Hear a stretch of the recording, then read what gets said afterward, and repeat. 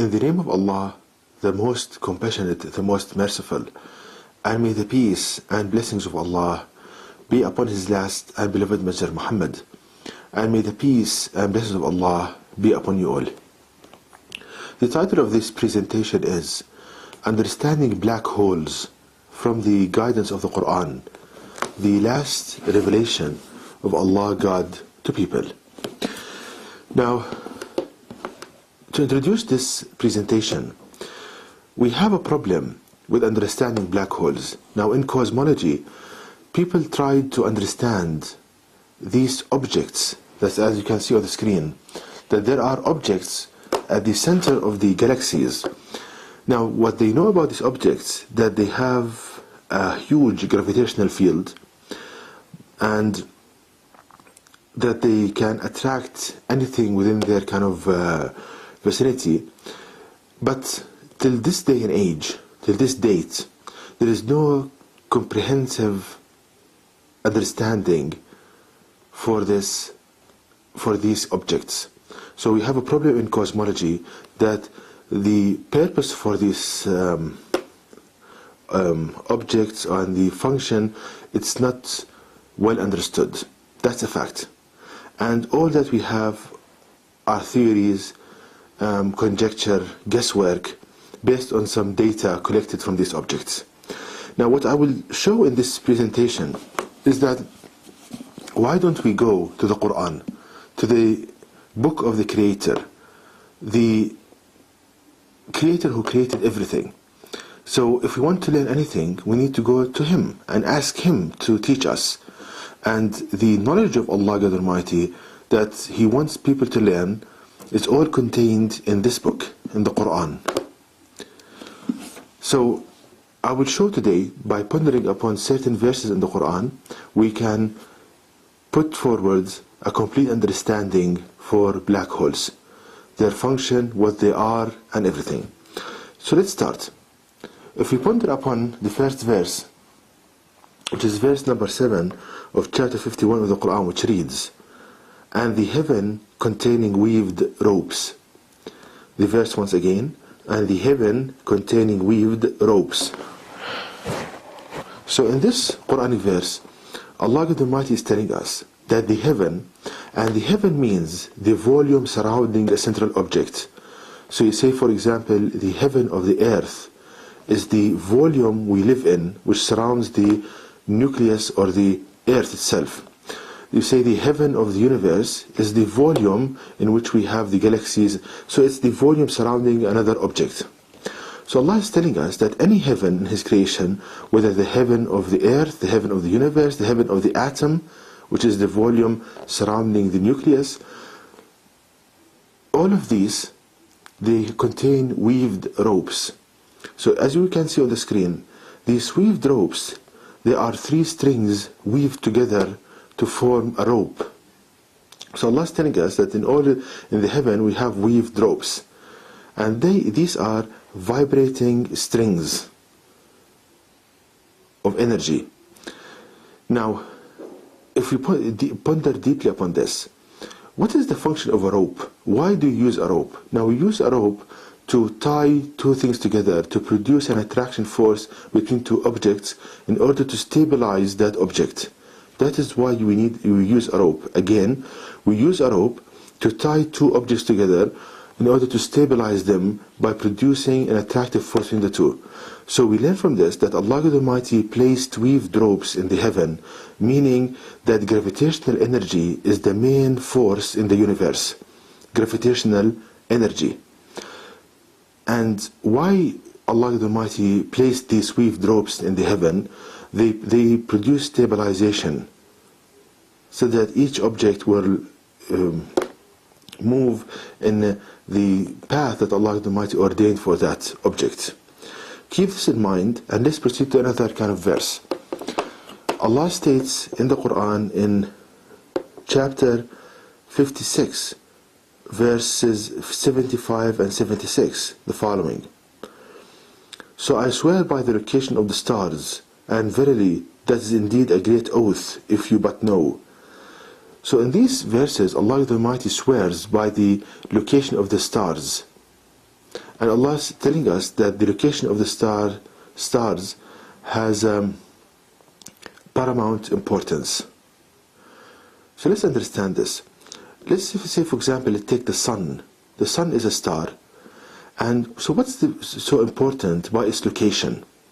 So if you ponder upon our solar system, we see that the sun is located at the center of the solar system, and we have planets that go around the sun. So the movement of the planets, it produces a centrifugal force, meaning a force trying to push the planet out of its orbit. So there must be an equal and opposite force pulling the planet toward the sun. So we learn from this that the sun must produce a gravitational field that attracts the planet towards it. So the balance of these forces, the centrifugal force and the gravitational force, will keep the planet in its orbit. So now we understand why Allah God Almighty is drawing our attention to the location of the stars, because any slight deviation in the location of the sun, all this kind of perfect balancing between the forces will be lost and the universe will collapse.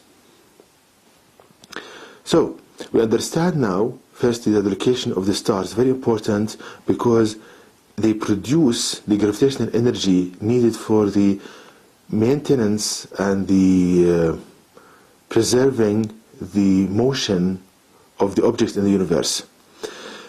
So let's ponder upon even deeper in this. Now, how can the sun produce this huge gravitational field that can stabilize and maintain the movement and the rotation of the objects in its volume, in its heaven? Now, the sun, let's say it has a fuel kind of atoms, and there is kind of a reaction between these atoms. So basically the sun is like a furnace which kind of interacts, causes the atoms to interact with each other. Now, so here we are dealing on the basic forces, which are the forces that hold the atom, that hold the maintenance of the atom. And going back to the Quranic verse, that any heaven contains weave drops. So we learn from this that the heavens of the atom should contain gravitational energy. So any reaction in the atom, it will release this gravitational energy which holds it together. So by burning these atoms, they release their gravitational energy, and these gravitational energy are composed on the basic level of weave drops, 3 strings weaved together. This is the basic unit of energy in the universe. So it releases it. So basically the sun, it's a gravity generator.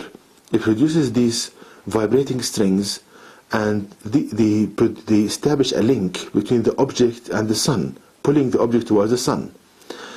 Now, if you think about this even deeper, these vibrating strings, they vibrate at different frequencies, so they produce different colors. Now, the one that we see from the sun is the visible light. It's a certain kind of low energy light. If we go higher, with the frequency of these vibrations, we cannot see them anymore. Now, these high frequency while vibrating strings produced from the sun, they are the main kind of elements used in gravitational force, because they have the power to pull an object towards the sun. But light, it has this kind of certain attraction, but it's very weak. So we are looking at higher vibratory strings. So I hope now it's clear that the sun, we learn from the Quran, it produces gravitational energy as weaved strings. Their location is important because it produces a perfect balance between the centrifugal force and the gravitational attraction. So, how can all this help us in understanding what black holes are? Let's proceed. Also, we learn from the Quran, from chapter 36, verse 38, the following: "And the sun runs on its fixed course for a term. That is the decree of the Almighty, the All-Knowing." So in this Quranic verse, Allah is teaching us that not even the sun is stationary, the sun is moving. So the object that stabilizes the solar system is itself moving. So the logical conclusion from this, that we need another object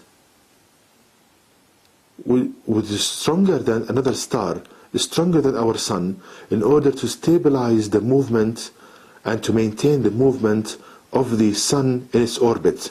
So the sun is going in an orbit, it's kind of moving as well.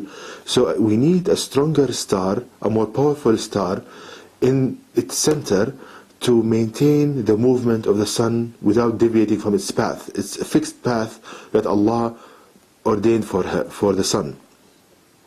So this means that at the center of the galaxy we will have a far stronger sun, a far stronger star that will produce gravitational energy, these vibrating weaved strings, that will maintain the movement of the other systems containing planets and their sun or their kind of star. So I hope now it's clear how we gradually moved on to know what are black holes. So from the teachings of the Quran, the black hole is a very powerful star producing gravitational energy and producing vibrating strings that are vibrating at a very high frequency, so powerful that you cannot see them because they are vibrating at a very high frequency in order to produce a strong gravitational energy to maintain the movement of all the objects within the galaxy. So actually they are not holes. According to the Quran, these objects are not holes. They are a very kind of powerful sun, a very powerful star. And the reason they produce this much gravitational energy because they produced so much vibrating strings, very high frequency. Their number is so much. So that is that about black holes. So they are no longer a mystery. They are very powerful stars, simply as that. And their function is to maintain the movement and the balance within the galaxy. Like the sun maintains the movement and the balance within the solar system, the black hole does the same, but for the galaxy. That is the end of that story. So I hope, brothers and sisters, you realized the potency of the knowledge of Allah Almighty in the Quran. It's very potent, it's very kind of powerful, that by pondering upon just maybe 3 or 4 verses, you understand concepts in cosmology that people take years and years to start grasping. So again, brothers and sisters, Allah, God Almighty, wants the believer to be the teacher of others and not the one on the receiving end. And He gave you the means to do it, which is pondering upon the Quran. And to know more details about this topic, please visit my website at www.quran-miracle.com, and you can email me at zquran@yahoo.com, and may the peace and blessing of Allah be upon you all.